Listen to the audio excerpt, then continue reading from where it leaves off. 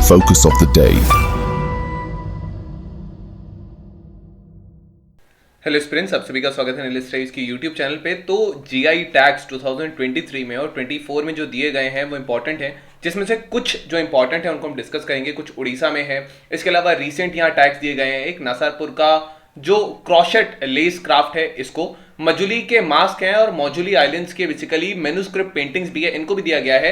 तो GI tags देने की सिग्निफिकेंस क्या होती है, उड़ीसा से कुछ प्रोडक्ट्स होंगे, बाकी कुछ इंपॉर्टेंट जो यहाँ पे क्रोशेट लेस क्राफ्ट है जो कि नारासापुर की क्राफ्ट है, बेसिकली ये आंध्र प्रदेश की है, इसको जीआई टैग मिला है।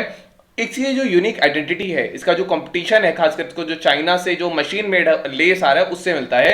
सो सिमिलरली यहीं पे जो मजुली के मास्क हैं, मजुली की जो मैन्युस्क्रिप्ट पेंटिंग है जो आसाम में देखी जाती है, इनको भी जीआई टैग रिकॉग्निशन दिया गया है, जो इनकी कल्चरल सिग्निफिकेंस को दिखाता है और डिक्लाइन नहीं होगा इससे।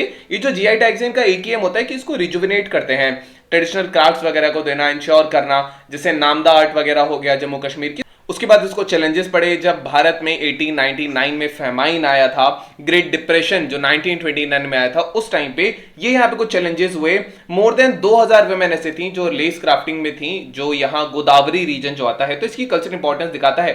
ये जो क्राफ्ट है, इसमें कॉटन थ्रेड्स को ऐसे आर्टिफैक्ट्स में चेंज किया जाता है जिसको क्रॉचेट निडल्स के हिसाब से किया जाता है। अलग अलग वेरिंग साइज के निडल्स होते हैं। Artisans basically single crochet hook का इस्तेमाल करते हैं लूप्स बनाने के लिए, उनको इंटरलॉक करते हैं और डेलिकेट इस टाइप के लेस पैटर्न्स बिछाते हैं। टेबल क्लॉथ्स वगैरह में भी ये यूज हो सकते हैं। मजुली के मार्क्स की अगर हम बात करेंगे तो मजुली मार्क्स जो होते हैं ये हाथों से क्राफ्ट किए जाते हैं, ट्रेडिशनल टेक्निक्स का यूज करके। Remember these are handmade basically. ये जो हैंडमेड मास्क हैं, ये कैरेक्टर्स दिखाते हैं जिसको बोलते हैं भावनास, इसको बोला जाता है भावनास। ये ट्रेडिशनल फॉर्म है एंटरटेनमेंट का या थ्योरेटिकल परफॉर्मेंस जो होती हैं, जिसमें जो न्यू वैष्णवाइट जो ट्रेडिशन आए थे, जो लगभग 15 से 16वीं शताब्दी के बीच आया था, यहां पे ये ट्रेडिशन राइज में आया था, जिसको एक संत जिनका नाम है श्री मंता शंकर देव, तो यहां से ये चीजें कुछ आई थी। ये जो मास्क है, इसमें गॉड, गॉडेस, डीमन, एनिमल्स होते हैं, जैसे रावण है, गरुण है, नरसिम्हा है,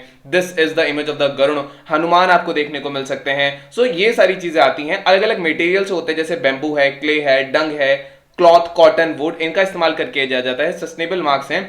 मोर ओवर ये जो मास्क है अलग अलग साइज में होता है। कई बार ये केवल चेहरा कवर करते हैं, कई बार पूरा हेड कवर करते हैं और बॉडी भी।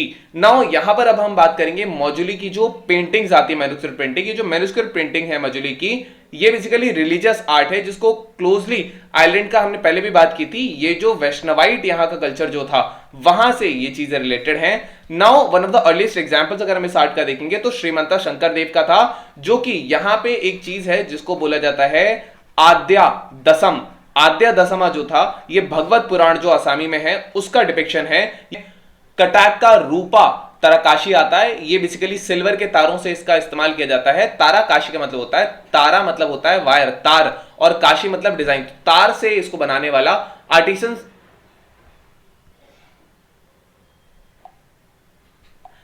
आर्टिसन जो होते हैं, ये सिल्वर ब्रिक्स का इस्तेमाल करते हैं। इनको थिन फाइन वायर्स में डालते हैं या तार में डालते हैं और इनसे फिर उसके बाद इनको वूव किया जाता है और यहां से अलग अलग ज्वेलरी और डेकोरेटिव पीसेस बनाए जाते हैं। इसको जीआई टैग मिला है। देन वी हैव बंगलार मुस्लिम, ये वेस्ट बंगाल में है। ये जो मुस्लिम है, मुस्लिम बोला जाता है जैसे कपड़े को जो कॉटन से बना होता है, इससे थ्रेड्स बनाए जाते हैं। टेंसिल स्ट्रेंथ इसकी लगभग 300 काउंट्स या 600 काउंट्स पे बनाई जाती है, तो टेंसिल स्ट्रेंथ इनकी बेसिकली ज्यादा होती है अलग प्रोडक्ट से। इसके अलावा यहां जो एक और मिला है वो गार्लिक को मिला है, जिसको बोला जाता है रतलाम की ये गार्लिक है। रतलाम का जो रियावान लहसुन इसको बोला जाता है, इसमें थोड़ा हाई ऑयल कंटेंट होता है, बोल्ड फ्लेवर होता है अगर इसको कंपेयर करें कहीं और से। अंबाजी व्हाइट मार्बल जो गुजरात में है, इसकी हाई कैल्सिक वैल्यू है और ये बेसिकली टाउन में होता है जिसको अंबाजी बोलते हैं, जो दुर्गा अंबा के देवी टेंपल के लिए बहुत फेमस है। ये जो मार्बल है बहुत सॉफ्ट है, वैक्सी लुक है और ये स्कल्पचर्स इसका यूज करते हैं क्योंकि बहुत ज्यादा इजीली यहां से बनाया जा सकता है। तो ये कुछ चीजें हैं जो यहां थी। अब यहां और भी प्रोडक्ट्स हैं। यहां पे जो बाकी कुछ इंपॉर्टेंट जीआई टैग्स की बात करेंगे तो है काबदगंदा शॉल। इसको जो डोंगरी कोन ट्राइब है, ये एक पर्टिकुलरली वनरेबल ट्राइबल ग्रुप है जो नियामगिरी हिल्स में रहता है, कल्हाड़ी डिस्ट्रिक्ट के उड़ीसा में, ये इसको बनाते हैं। नेक्स्ट जो थिंग यहां पे जो हमें इंपॉर्टेंट है विच वी शुड नो, इसको बोला जाता है लांजिया सौरा। लांजिया सौरा पेंटिंग्स होती हैं। ये जो है ये लांजी सौरा कम्युनिटी बनाती है, वो भी एक पॉलिटिकली वल्नरेबल ट्राइबल ग्रुप है और जो रायागढ़ डिस्ट्रिक्ट में रहते हैं। ये जो पेंटिंग्स हैं ये एक्सटीरियर मूरल पेंटिंग होती है, ये मड वॉल्स पे बनाई जाती हैं घरों के। व्हाइट पेंटिंग्स जो होते हैं ये क्रिम्सन मैरून बैकग्राउंड के साथ बनाए जाते हैं, इनको जीआई टैग्स दिया गया है। नेक्स्ट यहाँ पे आते हैं कोरापुट का काला जीरा राइस। ये काले कलर की जो राइस है इसको प्रिंस ऑफ राइस भी कहा जाता है। एरोमा टेस्ट टेक्सचर इसका अलग है। ट्राइबल जो कोरापुट रीजन के हैं ये इसको उगाते हैं लगभग पिछले 1000 सालों से, इसको जीआई टैग मिला है। देन सिमली पार्क की जो रेड एंट्स होती हैं, रेड वीवर एंट्स होती है ट्रेडिशनल दिल्ली के सीए ट्राइबल्स में, खासकर की मयूरभंज डिस्ट्रिक्ट में इन एंट्स, ये एंट्स बेसिकली मयूरभंज के फॉरेस्ट में ही मिलती हैं, सिमली पार्क फॉरेस्ट, तो इनकी चटनी बनाई जाती है। देन है नयागढ़ का कांतिमुंडी ब्रिंजल। ये जो बैंगन है इसमें प्रिकी थॉर्न्स होते हैं इसके स्टेम्स पर पूरे होल प्लांट पे, तो ये मेजर इंसेक्ट जो हैं ये इसको नहीं कर सकते, तो मिनिमल पेस्ट इसमें लगते हैं, इसको इस यहाँ जीआई टैग मिला है। देन उड़ीसा का जो खजूरी गुड़ है, खजूरी गुड़ या जैगरी से बना होता है, ये जो एक्सट्रैक्ट होता है डेट पाम ट्री से उससे बनाया जाता है, ये गजपति डिस्ट्रिक्ट में इसका ओरिजिन है।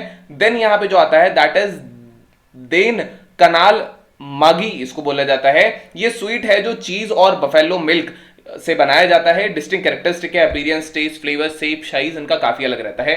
जीआई टैग्स किसे कहा जाता है अगर हम एक बार देख लेते हैं तो ज्योग्राफिकल टैग का मतलब होता है एक साइन जो कि एक प्रोडक्ट को आइडेंटिफाई करेगा जो एक स्पेसिफिक ज्योग्राफिकल लोकेशन या रीजन में मिलता है, जिसकी बहुत डिस्टिंक्टिव क्वालिटी होगी, रेपुटेशन होगी। एक और चीज है, होल्डर जो है ये प्रिवेंट नहीं कर सकता किसी और को सेम टेक्निक से वो प्रोडक्ट ना बना पाए, वो बना सकता है जो सेट आउट स्टैंडर्ड्स है। जीआई टैग्स केवल दिए जाते हैं जो एग्रीकल्चर प्रोडक्ट्स होते हैं, फूड स्टफ्स होते हैं, ड्रिंक्स होते हैं, हैंडीक्राफ्ट्स या इंडस्ट्रियल प्रोडक्ट्स को दिया जाता है।